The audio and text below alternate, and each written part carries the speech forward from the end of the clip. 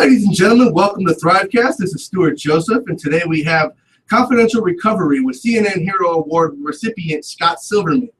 Scott is a nationally recognized speaker and coach known for his leadership skills in the area of recovery, beginning with his own personal story of overcoming addiction. In March of 2008, Scott was awarded with the CNN Hero Award, and not long after, the city of San Diego declared February 19th Scott Silverman Day.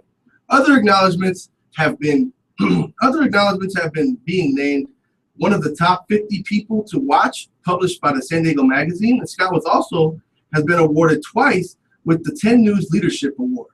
Scott's results here in the community have been nothing short of extraordinary. He's a personal friend of mine and someone I look up to with the utmost respect. It is a true honor to have Scott in the studio today to speak about his new program, Confidential Recovery, a program designed to assist with outpatient treatment for doctors, lawyers, police officers, politicians, and other high-profile professionals who might be afraid to come forward and seek treatment in order to keep their good standings within the community.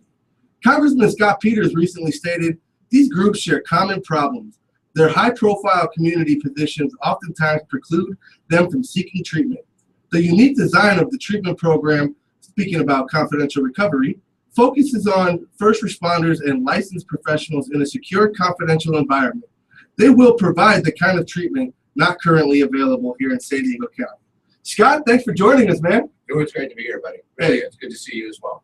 So, for our listeners that might not have heard our previous shows or might not know a lot about you, you have a extraordinary story and an extraordinary journey in this field of recovery, beginning with your own personal story. So how did you, kind of get started from there, Well, for me, it's just this past November, I was really excited to celebrate 30 years of continuous sobriety. Yeah. And, and I like to, it sounds like when you say that out loud, it feels like I'm bragging, but really what I want to just convey to people when I share that is, there's hope. And, there is hope in recovery and long-lasting recovery and long-lasting sobriety. And there are tools out there in the community. We believe that we've created a great toolbox now with confidential recovery to offer that. But, for me, my story is I crashed and burned in 1984 and tried to take my own life in a series of blackouts in New York City. I was there on business, and I was fortunate enough that I had a couple of experts around me, a therapist and a psychiatrist, and said to my wife a year or two prior to that, I think your husband has a problem. And, through the discovery process, I eventually got myself into, with others' help, into treatment. And I did that, and I practiced everything that was suggested to me to do, and volunteered and did service work, and then got into the profession and got into housing, and then started my own agency to help others who had similar problems. So yeah. I've always kind of spent, actually just going to be turning 61 this month, so half my life now I've been in recovery, working with others to help them, not only find their own path, but if they're not sure which path to get on, maybe give them some options on how to get going and moving forward. Yeah, definitely. So your work in recovery has definitely helped you in your recovery, correct? Well, there's a saying in some of the rooms that you can't keep it if you don't give it away. Right. So for me, absolutely. I've always enjoyed helping people, and I enjoyed helping people before I actually got into recovery. And I want to be careful with it because there's a real fine line there. But at the end of the day, when you're helping others at whatever level you're doing, whether you're volunteering an hour a week or you're working in a food kitchen, serving people in lines, or you're helping the homeless, or you're volunteering with some environmental thing or helping animals, whatever your interest is, not only does it feel good, but it is good. Right. And, you get a chance to give back that way. So I always really find ways to do it, even if it's a minute or two a day, because I feel better when I'm helping others. And how is the support of your family, your friends, and your loved ones been in helping you in your recovery? Well, I got lucky. Really, really got lucky because I still had they call the term in the trade is an intact family. Right. We were not attacked, but intact. Right. Where I had a wife that was supportive, and I didn't have any children at the time, so my kids have only seen me sober, which is a real honor. Yeah. Had they seen me before, it might have been who knows what the outcome might be as they grew older, because that would be an example that they would have seen as well as a parent. True. So I had my folks involved and my siblings, and I was very lucky. That was my support group, and of course the rooms of recovery, and I had a couple of different rooms I was in. They taught me how to love myself by loving me before I learned how to love myself. And that was guided through the social model. That was also guided through the different rooms of recovery, spiritual leaders that I connected with, and folks that just really, they cared like I did about helping others. And I learned that model. Definitely. So your new endeavor today is confidential recovery. Can you explain to us a little bit about what confidential recovery is? Well, confidential recovery, is a culmination of most of my adult life of wanting to find a way to help people in a way where I can really scale up the things I've learned. I've learned, for example, that, but let me simplify what confidential recovery is. It's basically an intensive outpatient program. They call it in trade IOP, or PHP, which is a partial hospitalization program for people that might need a little bit more. But it's non-residential, which means you can't sleep there. You don't sleep there unless you pass out front or something, waiting for us to open the doors in the morning. But it's non-residential, and the idea is there are a lot of people that don't need to go into a full board or a full-blown 28-day stay. And science shows that 28-day program, historically we call it spin and dry, if you will. You go into that program, you do nothing afterwards. There's a 95% chance you're going to relapse again. So what we've done with our 6-week program, which can go up to 9 or 12 weeks, depending upon an individual's need and their ability to not only have their insurance covered, we take insurance now, which is great, because with Obamacare or Affordable Health Care Act, everyone now has access. Yeah. We don't take Medi-Cal, Medicare, but we do take almost all insurances. So what we do is we put people through this training, 3 hours a day, anywhere from 1 to 7 days a week, depending upon need and assessment. And then after their completion, we follow them up and we ask them to stay involved for 2 years. And according to the science, if you keep somebody engaged in transformation or change for 1 year, you can reduce recidivism by 50%. And if you go on to the second year, you can cut that in half again.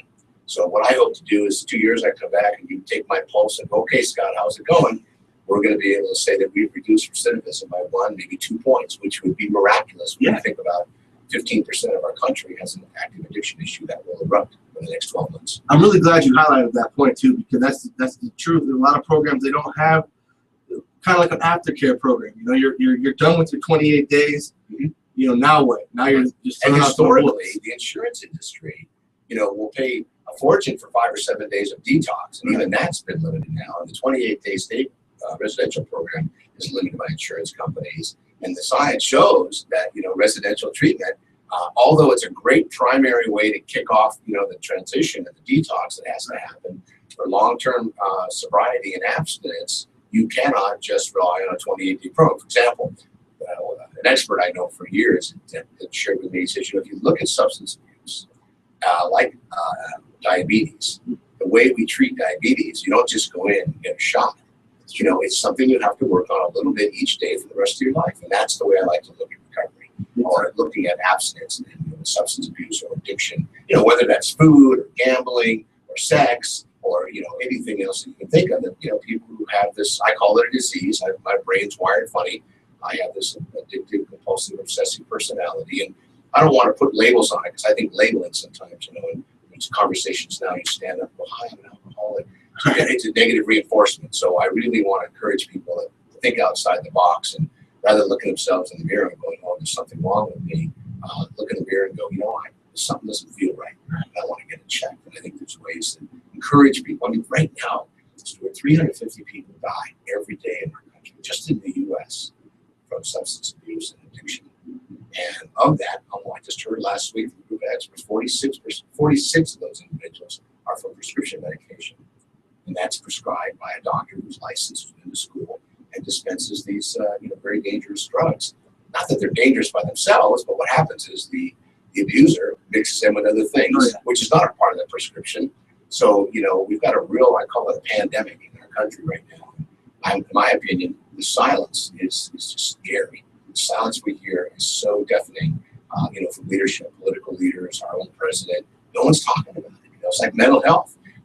And you can't really find somebody who has a substance abuse or addiction problem doesn't have some co-occurring or mental health issues along with it. Because if you're getting anesthetized every day, you're hiding from something. It's really sad that we only really hear about this stuff when something horrible, outrageous happens. Yeah, sure. And to just make a long story short, if we were to spend maybe 1 day a week or maybe 10 minutes a week creating awareness for the stuff on TV, right, it would be a little different. Well, think about this: 350 people a day in our country now.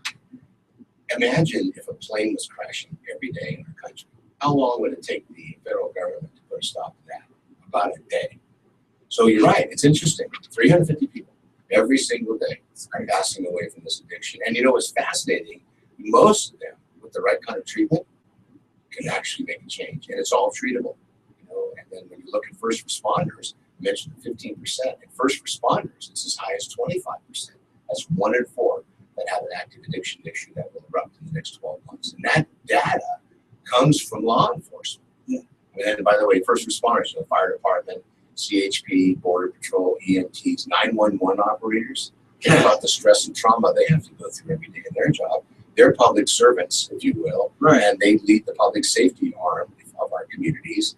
And they go home at the end of the day, they generally don't want to talk about what their day was like. So I could imagine. we've chosen them as a target population because we think there's a huge unmet need to try to work with them. And you know what? The kind of people that are out there 24 hours a day, that when I have an emergency, I know they're going to show up. You know, I want them coming sober, and if they're not, I want to be able to help. You know, that's because I don't think anybody really thinks about the fact. I mean, you call 911, you're in the middle of a crisis. You know, for you to even call 911 in the first place. But I don't think anybody really realistically thinks about how much pressure is on that 911 first responder, the operator. You know, when they hear hundreds of tragic stories every single day, Right. and then they have to go home and they might have to deal with their own situations at home. Well, unlike the rest of us, we all have our situations Right. at home. That's right. And the same thing with first responders in general. I mean, they work these 10-hour days, and you know, when they for them to decompress, historically, it's not necessarily, you know, maybe the best thing for them, but they feel they have to do it because of the stress of their job. So we try to find replacements in our treatment modality, and in 2 years, you can really, you know, we're working with mindfulness, we're working with meditation, we're working with what we call gut health. We're talking about nutrition. We're talking about yoga. We're talking about Pilates. We're talking about just going outside and taking a walk and breathing. So that's kind of beautiful because in my history with you, you've always been a guy who's an advocate for 12-step programs. Mm-hmm. But it seems like with confidential recovery, you're kind of going outside the box a little bit and looking at all different ways of care, not really a one-size-fit-all type of You know, program. and I'll tell you, it's an interesting, sensitive subject, the 12 steps, because obviously the traditional recovery meetings in the rooms, they call them, that's what goes on there. But what's fascinating is there's data coming out now, science coming out now that says the relapse rate's no different in a 12-step program versus a non-12-step program. So what I'm trying to do is when someone comes into confidential recovery, and my partner, Dwayne Trombley, and I, what we say is, look, you know, and Heather and Jason, what we say to people is, what we're going to do today is we're going to try to figure out what's going on. We're going to meet you right where you're at. So rather than prescribing this or prescribing that, because in the first hour or two of an intake, an assessment, you can't figure out what's going on in someone's immediate past. So what we try to do is rather than label what we think they do need, we're going to make suggestions for the process of the treatment and the recovery that we think, you know, fits for them, because one size does not fit all, and everybody comes from a different place. And some people, you know, may just be abusers, and they may just have, you know, this issue with gambling or with food or with sex or with, you know, prescription medication, and they have to be met differently. Where when you walk in the traditional rooms, there's a model there that has saved probably millions of lives. So I never discount it, but I also don't hang my hat and say this is the only way you can get what you need in this life of sobriety. There's other ways to do it. And I think by moving that option around, plus the science behind people making a decision is if you give them choices, they'll pick one. You give them one, if they don't like it, they'll tell you just, you know, that's not for me, or that's a religious-based group, or that particular group, you know, wants to pray this way, or they want to mention G-O-D that way. And so what we say is, no, that excuse, that barrier's gone. Come on, let's talk some more. And then one of the things we designed in our model is what we call occupational specific, meaning you sit in a room, and there's up to 8 people could be in a group, and you're a cop, or you're a first responder. The facilitator, the licensed clinician sitting in front of you, also be a cop or first responder. Okay. So they immediately get all the trials and tribulations of the average day. They have a sense for the trauma, but now they've been clinically trained on help some of their little, you know, brothers and sisters on how to process some of that stuff. I could imagine that being a very beneficial tool, because I could imagine a lot of first responders don't really want to go into or admit or really check into a recovery center because of the simple fact that they don't know who they might run across in there, or they don't really want their situation to be public, or they don't feel like people might understand their situation. But by using their peers, that's a beautiful thing. Well, and also, if you think about it, I mean, look, I don't want to put myself in the place of a somebody in law enforcement. But if I'm going to go to some sort of a recovery meeting, my sense might be a third of the people in the room might be either written tickets for or maybe arrested. Right. So talk about a breach of confidentiality and anonymity. So for them, the idea of coming into our, we call it not really a safe portal, but a confidential portal. Meaning, and we're going to set up classes. Our digital model. Classes can run at night. They can run in the middle of the evening. They can run from 12 a.m. to 3 a.m. We can run them at 6 in the morning to 9. So professionals can come in and get out and go to their work. Some people maybe want to leave work early, or for example, the fire department, leave work 4 days on, 3 days off. A lot of public safety does that. And we've talked to a couple of the higher profile law enforcement agencies. They want to know if we can do a weekend training. And our answer is yes. So we're going to make it very customer service oriented. We're going to make it very user friendly. We're going to make it confidential. And we're going to make it occupational specific. Because what I want to do is, we have, using the same numbers, 3.3 million people in San Diego. So if you use a conservative number of only 10%, just to make it easy for your audience and for me to figure it out, that's 330,000 people in San Diego that have an active addiction issue. Again, gambling, food, sex, substance abuse, prescription medication, and drinking. And the science says, again, evidence-based, and I like to quote that because I don't want people to think, where's he getting his stuff? Yeah. It's all on the public domain. Only 10% of those 330,000 people seek help this year. That's 33,000 people. But still, if you add up all the beds of all the treatment facilities and the seats in the outpatient programs, they can't service more than 400 people, maybe 500 people a month, even with the VA. So when you think about it, there are county-funded programs, obviously, out there with lots of different programmatic offerings, but they don't really have the beds. Right. So when you think about 33,000 people needing treatment, if they all were to come in tomorrow, we could only accommodate probably less than 5% of those. And that would max out every group in town. So at the end of the day, they're not full, some are waiting lists. So that means the majority of the people, even the 10%, aren't even coming in yet until they hit the wall. Right. Or they get arrested, or they hurt somebody, including themselves or something else. So I can imagine that your guys' outreach efforts to create awareness about your program is a little bit different from the normal normal outpatient centers that are out there. In your experiences, what has worked for you guys in getting the word out about your program? Well, here we are almost in the middle of February 2015. Part of what we're doing right now is we're not going to take out a billboard. Right.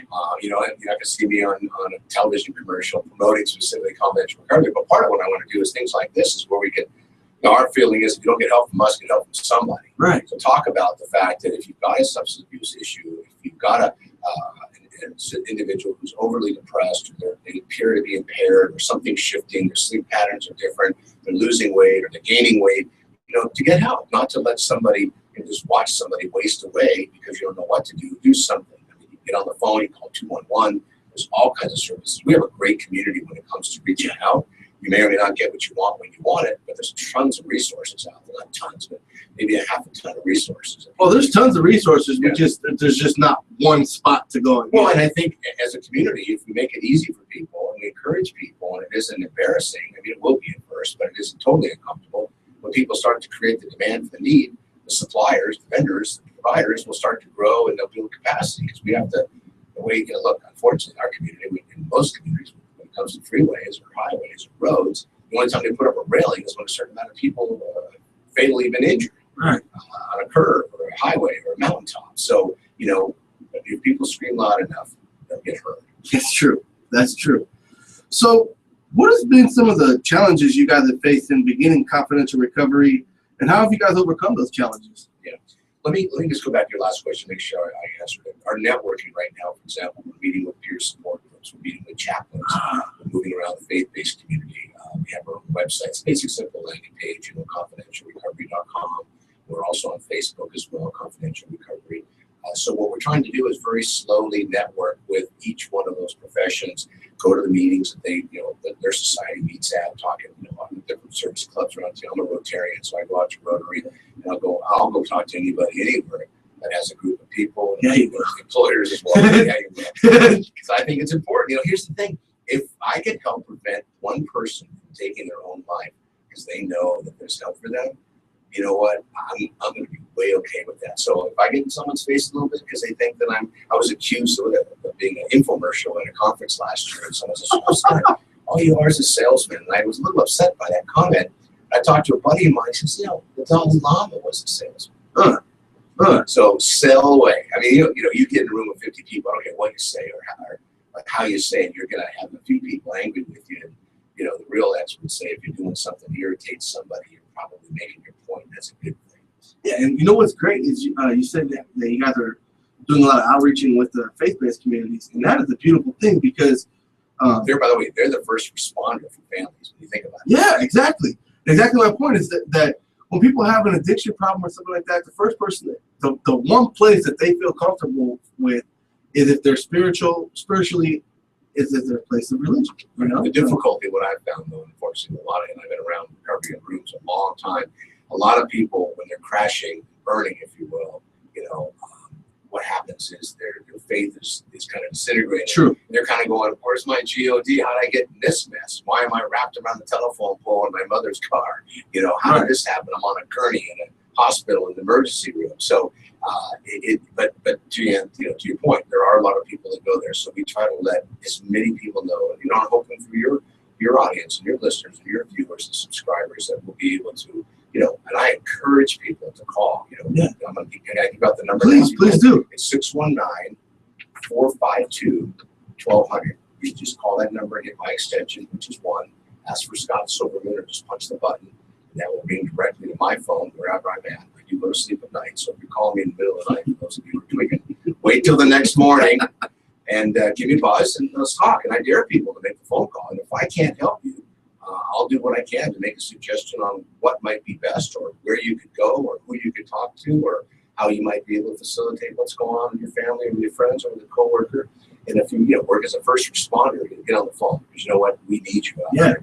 Last year, the numbers are kind of not documented. Somewhere between 200 and 300 law enforcement individuals took their own life. More people committed suicide last year in law enforcement than they did in the line of duty. And that just shouldn't be. You and I haven't even talked about the military and what they come up with from the wars. So it's a whole other conversation one day that we have time to cover. Military is somebody else you guys would help as well? Well, no, but their level of trauma and their work is real similar to what happens with law enforcement. The difference is law enforcement may go on for decades before someone gets checked, where somebody goes off to war in a matter of a year or two, they get this accelerated exposure to PTSD and trauma. Yeah.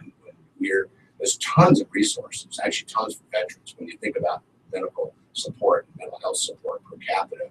But again, the VA is obviously going through a lot of its own stuff. And, we can't really see military because they've got so many resources on the base, if you will, and we can get referrals, but it takes them failing on the base before I think they get to us or they can call us and we can work it out. Or high-ranking officers don't want to go. They have other resources. We'll take cash as well. And there are people that want to just, people on the radar and don't want to use their insurance, and we'll find a way to work that out. You walk into most hospitals, you can't keep that kind of confidentiality. True. But we can. If you're our customer, you walk in our front door. So, ladies and gentlemen, we're going to say the number a few times throughout the show, but in order to take the next step and get involved with confidential recovery, go ahead and give Scott a call at 619-452-1200. Type in extension 1. Give him a buzz, but don't be buzzed. There you go. And if you're buzzed, I'll wait a couple hours to call you back. There you go. So how do you guys, because you talk about, aftercare program and stuff like that. I can imagine the first responders could definitely use a good self-care program. Do you guys do anything with self-care? Well, with our 6 to 9 weeks, and we say 6 to 9 because some people may need more outpatient program, more support, more daily routines, and some people they're on a disciplinary action and can't go back to work and they don't want to be home because home's kind of like not a safe place. And 3 or 4 hours a day in training isn't necessarily enough, but it even extend it to 5 or 6, we're willing to do that as well. All this depends on the case and the assessment. The 2-year follow-up, though, when you think about it, who wouldn't want to sleep better? Who wouldn't want to eat better? When it comes to yoga, and I remember going to Pilates once, I pulled a muscle just breathing and stretching. So it's not that easy, but it's an easy thing to do. And I think what we're trying to do is introduce that into people's lives. And look, a lot of people in public safety, they're in great shape. Right. They work out, but if they're smokers or they drink a lot or they party a lot and they have an injury and they're taking pain medication and they're drinking, those kind of combination of things, no matter how much you work out, you're still, working on the organs of the body in a very negative way, let alone the emotional inability to feel feelings because you're under the influence of something mood off for so many hours. So in our 2-year follow-up, we're going to bring everything that we can think of, and we hope some of your subscribers may, hey, I'm in this business. Can I come do this? I play the violin. You have people that want to listen to music. I come in and I sing, art therapy. To me, we have 2 years to work with somebody after they've gone through the initial outpatient program. Why not bring in all kinds of opportunities? So I'm open to it. What I don't know is I don't know. I'm open to hearing from people that say, one of the things I've tried is X, Y, and Z. Just sitting down playing with Tinker Toys for an hour. My inner child came out. I really had a great time, and it becomes a memorable moment. Right. Yeah, that's beautiful. Yeah. So going back to the question, a few questions ago, actually, is what has been some of the challenges you guys have faced, and how have you guys overcome it? Great question. The biggest challenge right now is, we have capacity of 96 people a day. We're running 3 different shifts, and we want to be full. We want people coming in who need help, who maybe, why are you going to Orange County? Why are you going to LA? Why are you going to, Palm Springs? If you know we're here in San Diego and we can't provide what you're looking for, I understand that. But if we've got a parallel program that makes sense, we want to see you. So that, one of the big issues right now is, we got to get the word out. So that's the one thing we're trying to do is, and we've only been certified by the state for 4.5 months. So technically we're a brand new organization, although we've been working on this for a year, and I'm not new in San Diego, I grew up here. So I'm networking with my group, and our team's doing the same thing. And we're just hoping that people, once they come in and experience what we do, I know they'll tell others. But, word of mouth takes a while. So that's the only frustrating thing for me is every day that goes by, for example, there's a group in a smaller police department in town invited me to come speak to their peer support group. And I'm scheduled to go there in August. And I'm thinking, how many months away is that? How many people are going to die every day? So I'm kind of in a big hurry, and that's maybe my issue, if you will. But, things happen for a reason. So we're working on it. Each day is a little better, and each day the phone starting to ring more. And that's our goal, is to get the phone to ring and see if we're a good fit for people. So when you first started Confidential Recovery, why was it so important for you to build such a strong leadership team with Philip and Dwayne? Well, Phil, Dr. Milgram is our medical director, and he and I go way back to the 80s, actually. He's been working with people who have addiction problems for decades. Dwayne and I work together, actually, in the nonprofit world, and he comes with skills that I don't have, and he likes to do things that I'm not good at. Right. So, as you get a little older, you start to recognize what you're not good at, or you have people around you that remind you. So you take advantage of that information. And Heather, who's our program director, someone I've known for quite some time, and we've got this guy Jason, who's involved with clinical support for years, and I think we built a great team. And then we're going to bring other clinicians in who will work in the field. We have an ex-cop that right now that we're working with. We have an ex-detective from the sheriff's department we're working with, and we have somebody else, a retired captain from the small police department here in San Diego, Mesa, where I grew up. So we're getting them all together, and they're going to help go out to their appropriate trades or fields of interest, if you will, and talk to other brothers and sisters and their families. We haven't talked about that yet. We offer family treatment support as well. Ooh. So when the individuals in our, I call it our portal, one of the things we try to do is bring in their immediate significant other, if they have parents that are still alive, or they have siblings, or they have children, and they're interested in hearing about, I call it the disease of addiction, because more than likely, if they put up with this individual's behavior, they may have a bit of the disease themselves. That's true. And again, I apologize, but it sounds like a label, but it's, clinically, the way we have to frame things sometimes so someone can understand this. It's not a denigration of any kind, or it's not really a label I'm trying to put on somebody. But in order to Thank you for highlighting that. Yeah, in order to get it diagnosed, I think it's real important. So, and I'm wrong when I say, because I remember years ago I used to put an L up for losers and a W for winners. Somebody came up to me once and said, if someone doesn't think they're a winner, they think they're a loser, the label you put up, and then you're only using 2 of them, upsets half the people you're talking to. So it's a good point. But when it comes to words, even when I speak them and I catch myself, because I want to be able to say if somebody's got an addiction problem or someone appears to, life isn't going where they want. I mean, obviously, we don't diagnose everything for everybody. We have a field of expertise that we're trying to focus on, and that is, substance abuse and addiction. So that's our area that we're working on right now. That's beautiful that you guys bring the family into it, or give the family the opportunity. So that's actually. Well, when you think about it, there's a thing called secondhand drinking. Right. We've all heard about secondhand smoking. So if you got a couple, and they both drink the same way, and one of them stops drinking, they're still going back in the environment. I remember a couple years ago, we were talking to this cop, we were doing a focus group, and he said he was in uniform. He passed out behind the wheel in his rig. you know, and uniform at work. So he had a gun on his hip and a shotgun on the dashboard, and he's going through, and he runs through the intersection and bumped into the light poles. A quiet time of day, but he was completely blacked out. And he said, when I woke and they take him to someplace, he goes, I didn't want to go home. Yeah. So I said, who was at home? He goes, I was. He didn't want to be with himself. He was afraid to be alone because he just felt like things had gotten so bad for him that, you know, so much of his drinking was done at home.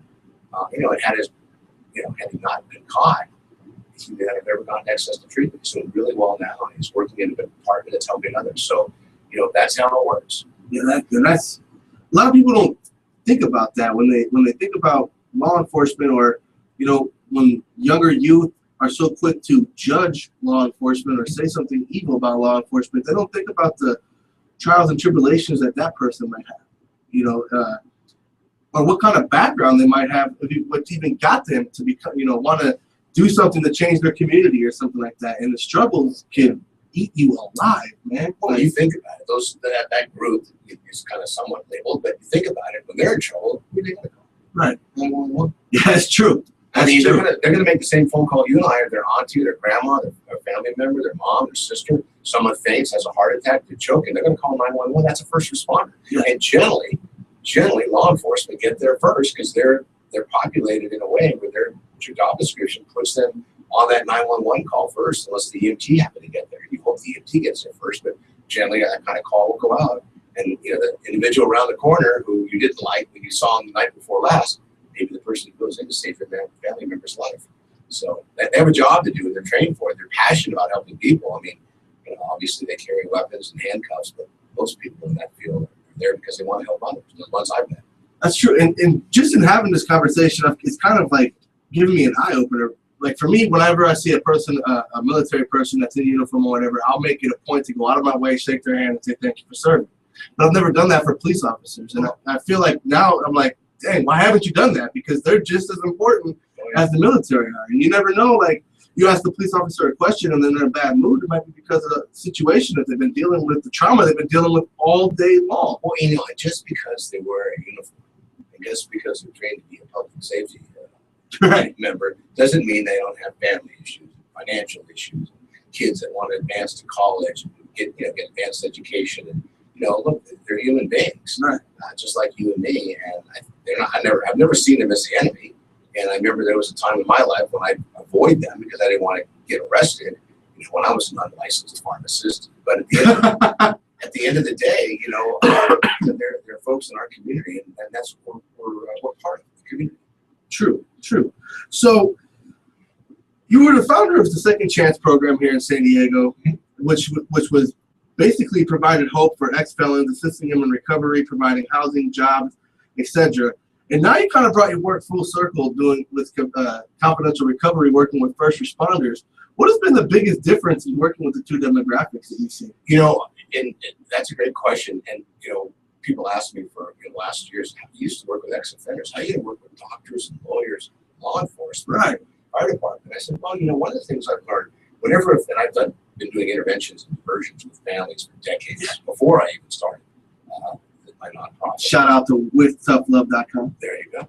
And the bottom line is, what I find, the one question every parent asks me is, family member, how do I know if someone's lying?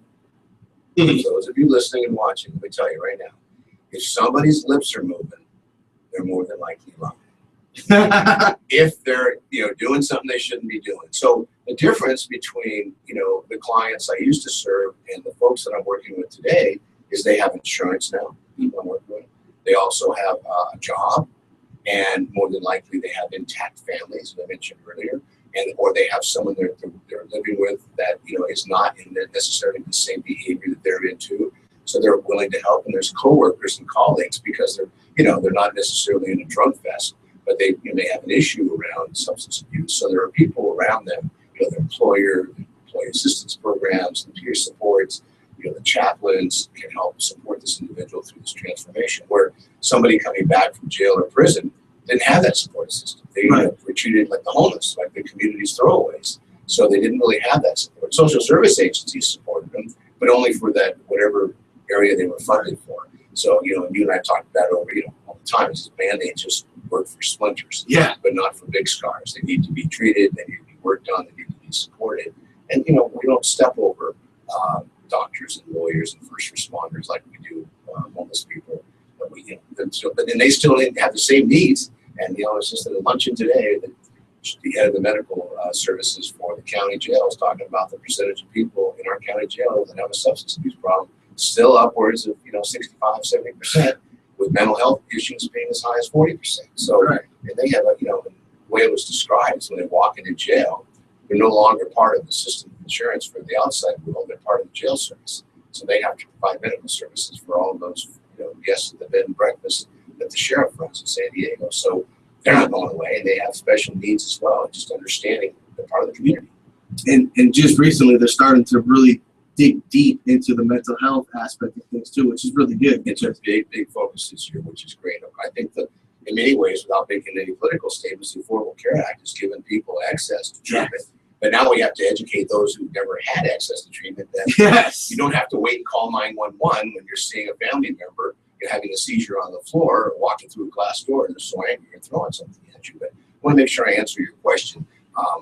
What's going to be different? But I think what's really what I look for is the similarities. When someone has a disease of addiction, it doesn't matter who they are, it doesn't matter how much money they have, or how powerful they think they are, or how encompassed they are with their ability to maneuver or manipulate. In some cases, it's worse for someone who has a high intellectual level of understanding. It's not their problem, it's somebody else's. So in many cases, it can be tougher because they may not have quite gotten to their level of extinguishing their bottom, and they still think they can manage the problem. Even though they may have had 3 DUIs in the last 4 months, and they ran through a couple $100,000 for gambling debt. So once we put that in front of them, we call it reflective thinking.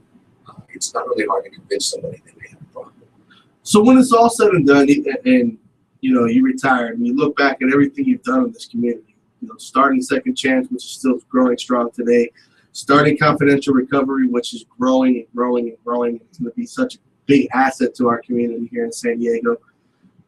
What are you going to do when you look back at it all? What's going to be the one thing that you want people to remember you by? Well, let's get rid of that one label, retire. That's scared poop.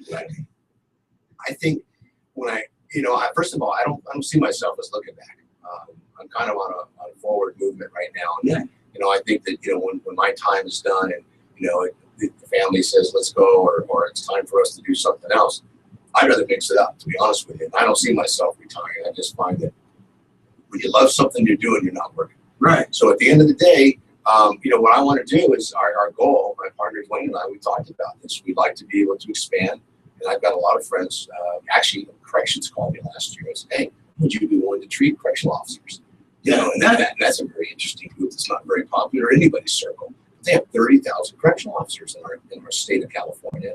Even with all the overcrowding, the AB 109 and the Proposition 47, even though the governor's met his decreasing overpopulation, there's still 120,000 men and women in our 33 prisons. And they still have the 75, 80% substance abuse problem there and mental health issues, and of course, they're living in these institutions that promote that kind of insanity, if you will.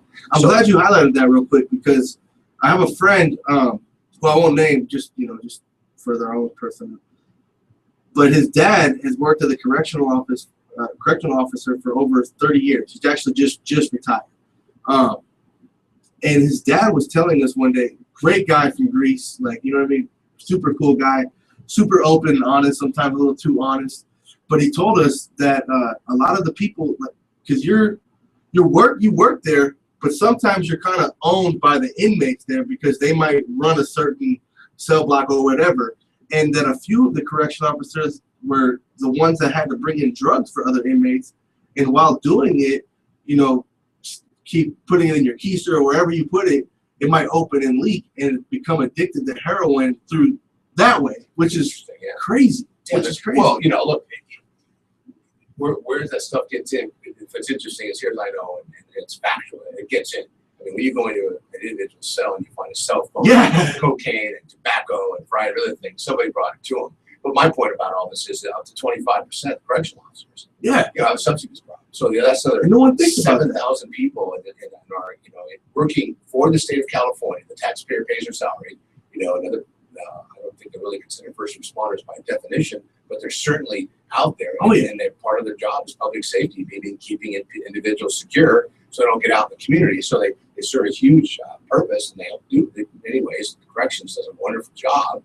The system itself kind of sucks, so you can't really blame corrections. But if we're able to help that group and expand Northern California and other parts of the region, and then set our model up and then really push across the country, because right now, serving first responders, back to that group alone, it's really a huge unmet need. If there's maybe a dozen facilities in this whole country that serve just first responders, I would be shocked and surprised. And I've done a lot of research on it. You can go anywhere to get substance abuse treatment. Anybody can, if they have insurance or money. But as a cop, you're only going to go to a handful of them, because that's the only place you're going to feel safe. Right. Now, how do we change that over time? Maybe, but right now it's a real issue. It is. And I'm really glad that you're looking at the correctional officers too, because until you said that story, I didn't even. Well, they're managing the population and institutions that come back to our communities. Yeah, big time. So we alluded to it earlier, but how can our listeners get in contact with you? Well, the easiest way is, how about this? I challenge you to call me. 619-452-1200. Just call that phone number again, 619-452-1200. And you just click extension 1, that will ring directly to my phone, and I will call you back, I promise, within 24 hours. You can also go to confidentialrecovery.com, and Scott went ahead and brought some of these brochures in with him. So what I'm going to do is I'm going to scan them, ladies and gentlemen, scan one, and then put it on our website as well. Great. With this interview, so that way you guys can check that out as well. So do you have any final words of wisdom? I wish I had final words of wisdom, but what I would want to share is I really want to encourage people. I'm going to a local high school here in a couple of weeks. It's Red Ribbon Week coming up in February, and just say, look, if you think you know someone that's got a problem, or you know someone that's got an issue, or you think someone is drinking too much, or you've seen them drink and drive, or they're overtaking prescription medications, and you know for a fact it's not their prescription, right? Then make a phone call. Reach out to them, put your arm around them, and say, let's talk about it. And you're not sure what else to do, give them my number, 619-452-1200. Just call me. That's how easy it can be to start a conversation. You're such a powerful asset to our community, man. You got this work going on with Confidential Recovery. You're still doing work to help the youth. Like, man. Well, I'd like to put myself again out of a job one day where we look back and go, hey, people are getting it. Our at-risk youth are no longer at risk. They're now invigorated. Right. They're back to school. Things are stabilized now in our community. And, you hear about crime going down. It's not. It's hiding somewhere else between sex trafficking and, identity theft. It's just going inside. Yeah. And what's happening is there's a false positive, because these folks coming out of jail and prison under, the new Prop 47, their mentality hasn't changed. True. There's still opportunities. But again, I really appreciate the opportunity, and I know you've got a big audience. And again, I want to say it one more time, and hopefully annoy somebody. The phone number is 619-452-1200. And I have folks I know that will call it, but my God, Scott, you said the phone number. I'm just trying to get people to make the call. And if I can't help you, I assure you, I'll give you some sort of referral that I believe will work. And just one more time to annoy you so much that you're going to make sure you call 619-452-1200. And to get a hold of Scott anywhere, anytime, just put extension 1. This has been another great episode of Thrivecast, ladies and gentlemen, and I thank you so much for tuning in. Until tomorrow, you guys have a great day.